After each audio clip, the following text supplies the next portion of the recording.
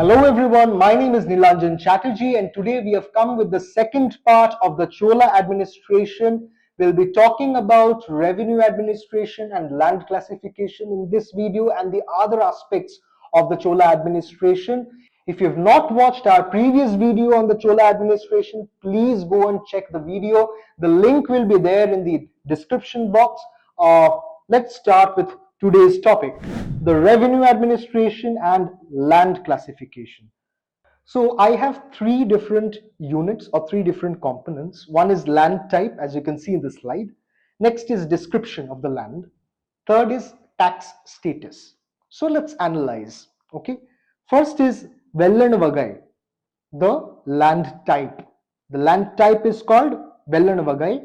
Description of the land, wetland for paddy cultivation, and the tax rate was standard.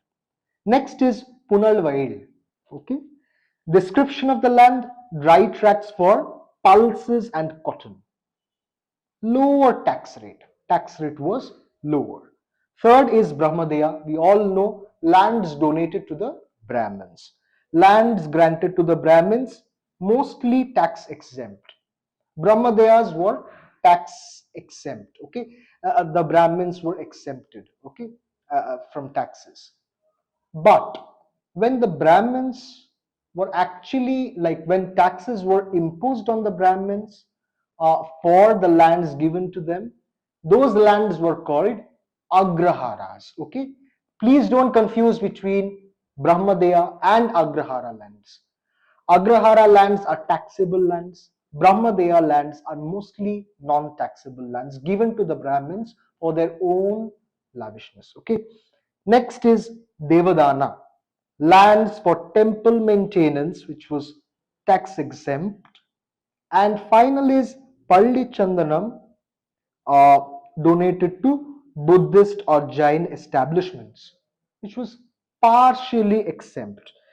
The economic backbone of the Chola polity lay in its efficient and extensively documented land revenue system. Okay, the Puravu Varitinaikatam Land Revenue Department coordinated cadastral surveys, tax assessments, and land redistributions. Okay, the monumental Kaniandar survey, ordered by Kulatunga the First in 1089 CE, systematically reclassified all taxable lands. Okay, this is very important. It's a very important information. The standard tax rate was 1/6. Okay, the Kadamai taxed typically proportion of produce collected as tax under Chola administration system. Okay, administrative system. Next point is the Tanjavur inscription of 1010 AD records complex taxation matrix, including, here it is very important, Iraili, Kadamai, and Vetti. The third point is in 1089, the Kanyandar survey took place when Kulotunga I ordered comprehensive land reclassification. It is a very important thing to note. Why? Because almost in 11th and 12th century, Indians were having proper land surveys. Can you imagine? Taxes were typically fixed at 1/3 to 1/6 of the produce collected either in kind or coin. In cases of temple lands, Sabhas or temple trustees collected dues and maintained accounts. Land transactions had to be formally ratified by the Sabha and recorded through engraved documents. If you've forgotten the roles and impacts of Sabha, please go and watch our previous video. Often in the presence of witnesses and sometimes notarized by temple accountants. Temple accountants were called Karanattar. Okay.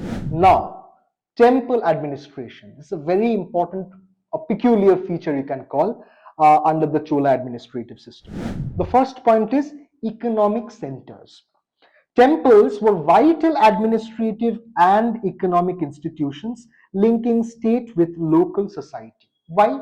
Because the states are assigning lands for temples.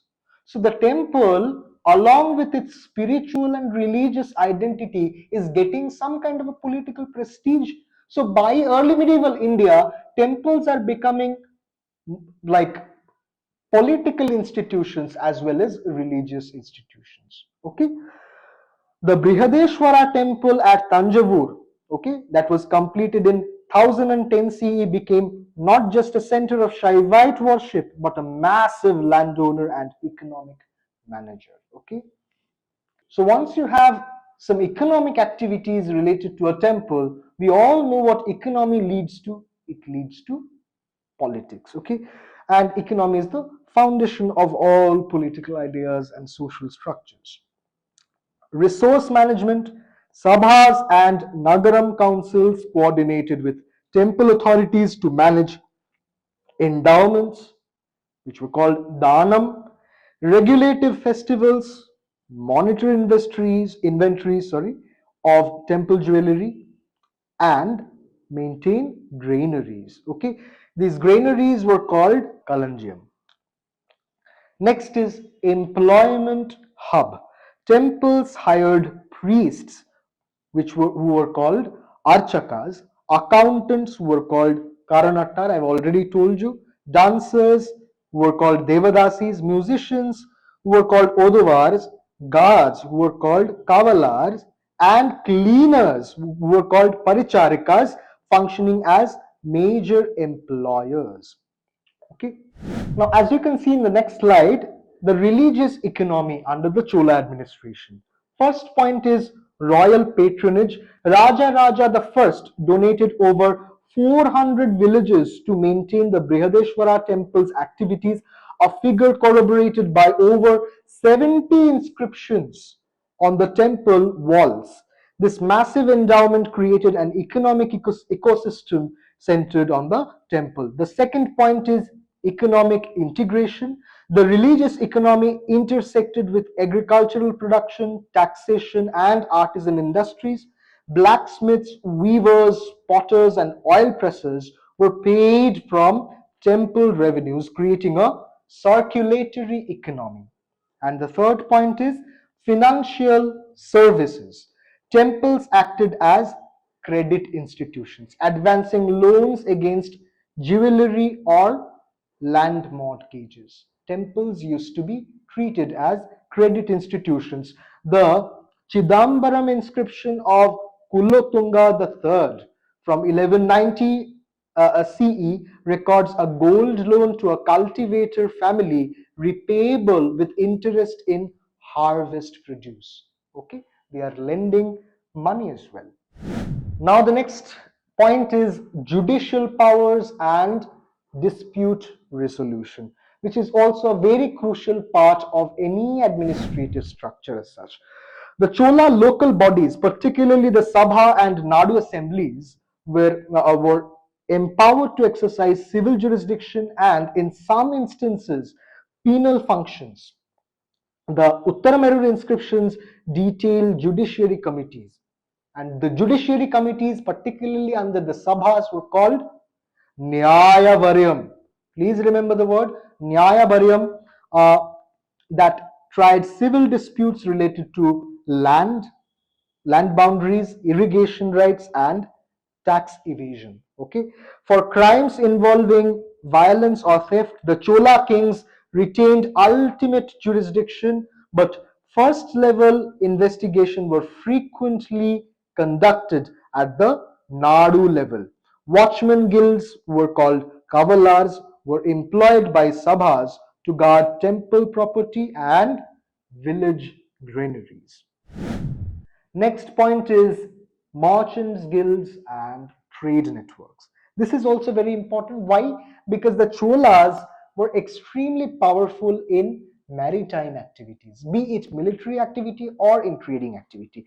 The Chola Empire maintained a robust network of guild-based trade regulation, especially in port towns and nodal trading villages. Okay, guilds like Manigramam, Ayavol, and Nanadesi exercised extraordinary autonomy, organizing collective donations to temple, negotiating tariffs, and funding public works. The Aihole inscription of 1055 CE of the Ayavole Guild describes their reach across the Chola, Chera, and Pandya territories and claim maritime influence in Southeast Asia, particularly in the Srivijaya kingdom of Southeast Asia. These guilds maintained warehouses, docks, and rest houses for their members.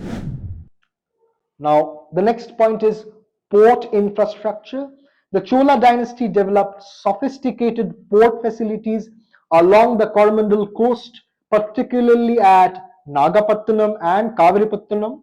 Uh, these ports featured docks, docks were called Turai, warehouses, warehouses were called Pandaram, and customs houses where officials collected trade toils.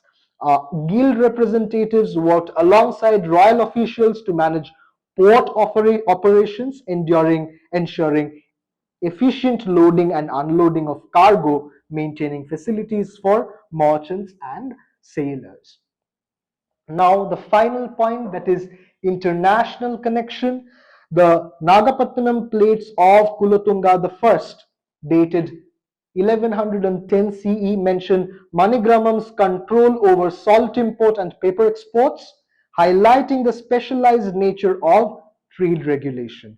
The Chola ports maintained active connection with Southeast Asian kingdoms, as I mentioned, the Srivijaya kingdom, China, and the Arab world. The Gangaikonda Cholapuram Charter of 1027 even refers to a guild chosen representative attending royal assemblies, demonstrating the political influence of merchant organizations. Okay, so we have come to the final half of our slide of our video, scholarly interpretations. Okay, first let's talk about K.A. Nilakanta Shastri's view on the Chola administrative system.